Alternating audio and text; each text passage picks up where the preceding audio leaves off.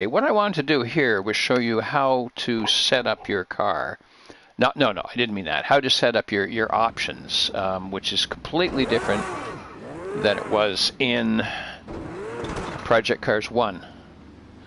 Project Cars 1, you had to be on a road track to set up your options,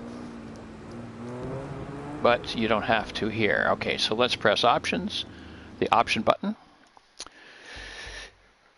Used to be on a track, racetrack, that you always return to the pit box, but you don't have to here. Now, in this one, you can change your options.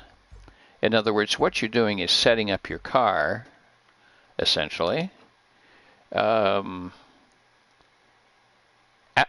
you're driving. In other words, stop driving, go to the options, change something, and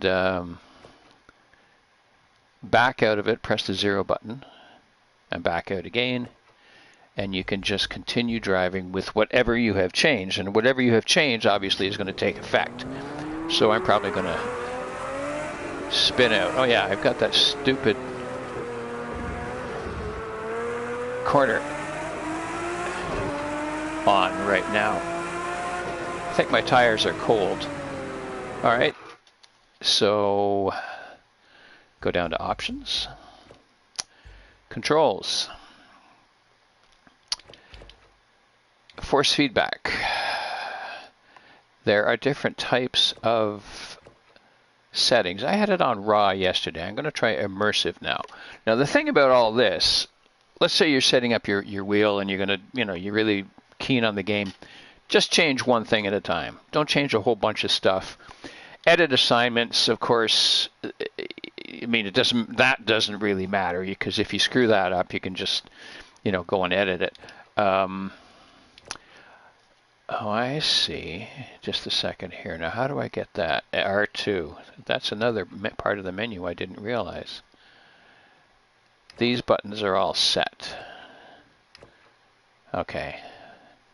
The L1 and L2 buttons, L1 and R1, take you through this. But edit assignments, it's the L2 and the R2 that gives, you can figure out these are all the assignments that you're going to use. Configuration, these are the default settings. This is absolutely default. I haven't changed any part of that.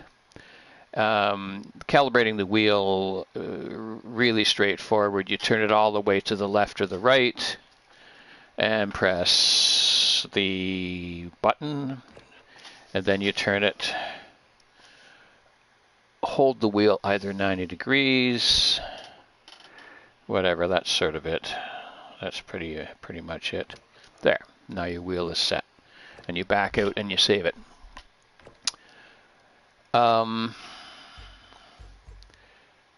Camera, there's a lot to do in the camera, because there's movement, there's field of view, and there's a whole bunch of things down here. And again, if you're really keen, you can set this up according to what you want. Audio, I find the engine a little bit too loud, and it's not really the best sound as far as I'm concerned for an engine. You can adjust all those, of course. Music is off, as always. You can edit a whole bunch of stuff here, too. Of course, that's the help screen. Now, somebody yesterday, Joel, as a matter of fact, couldn't get his mirror to show up, which is weird. And gameplay, I'm going to go and turn off on-screen guides. Where is that? Turn indicator. We're going to turn that off. Now I have driving line on full. Driving line. It's off or on. That's it. Okay. Yesterday we were in a lobby. We had 3 or 4 people in a lobby. Only the host had a driving line, believe it or not. Nobody else was able to use their driving line at all. Now this steering, I changed it to immersive steering. It doesn't really feel as good as it did before. Now toggling through, that's all your tire information, your brake information. That's just your lap. There's your rear view mirror. Now you can bring up a pit thing here, in-car management they call it. Request a pit stop, car management. You can set the traction control, the anti-braking as you want. And then you go back. How do you go back? How did I bring up that menu? Anyway, I can't figure out how to go back, but that's all right. It turns off after a while. What else can I show you? Oh yeah, in-car views. That is the follow cam.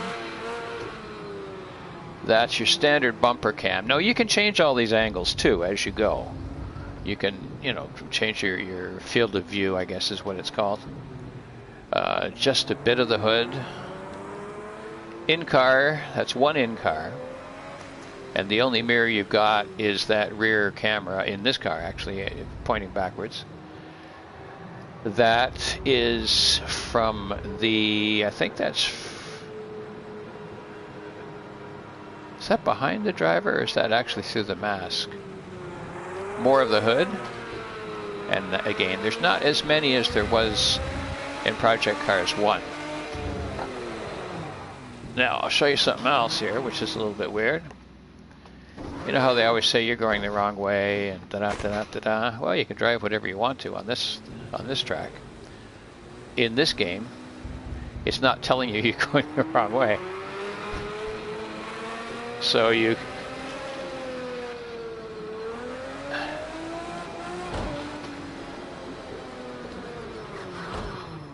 There. Alright, so that's that. This is Brands Hatch Indy, of course. And to back out of that, you use the option menu. Exit, yes. Now the lobby settings, I'll get into at another point in time, but I wanted to show you how to tune a car, or how to tune your settings, more or less on the fly. It used to be you could only use it on California or the Azure Coast or Bannock Brae, any of those, but now you can do it actually on a racetrack.